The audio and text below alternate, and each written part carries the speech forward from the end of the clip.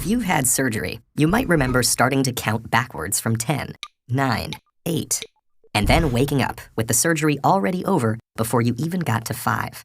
And it might seem like you were asleep, but you weren't. You were under anesthesia, which is much more complicated. You were unconscious, but you also couldn't move, form memories, or hopefully, feel pain.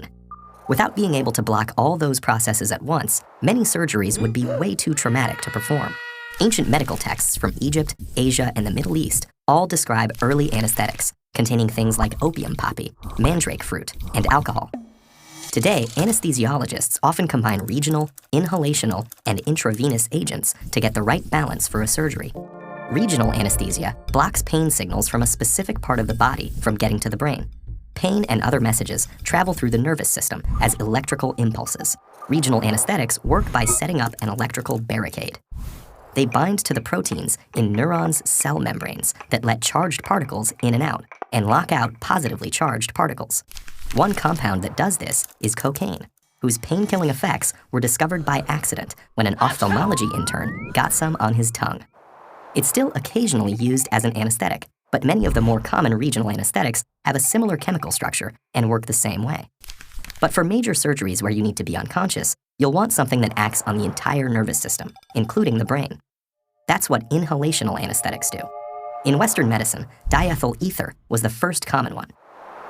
It was best known as a recreational drug until doctors started to realize that people sometimes didn't notice injuries they received under the influence.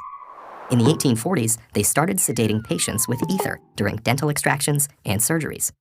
Nitrous oxide became popular in the decades that followed and is still used today, although ether derivatives like sevoflurane are more common. Inhalational anesthesia is usually supplemented with intravenous anesthesia, which was developed in the 1870s. Common intravenous agents include sedatives like propofol, which induce unconsciousness, and opioids like fentanyl, which reduce pain. These general anesthetics also seem to work by affecting electrical signals in the nervous system. Normally, the brain's electrical signals are a chaotic chorus as different parts of the brain communicate with each other. That connectivity keeps you awake and aware.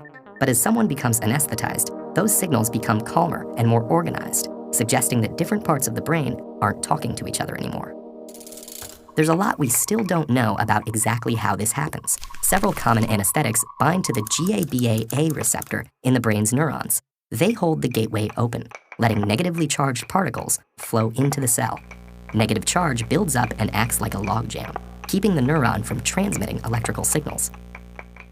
The nervous system has lots of these gated channels, controlling pathways for movement, memory, and consciousness. Most anesthetics probably act on more than one, and they don't act on just the nervous system. Many anesthetics also affect the heart, lungs, and other vital organs.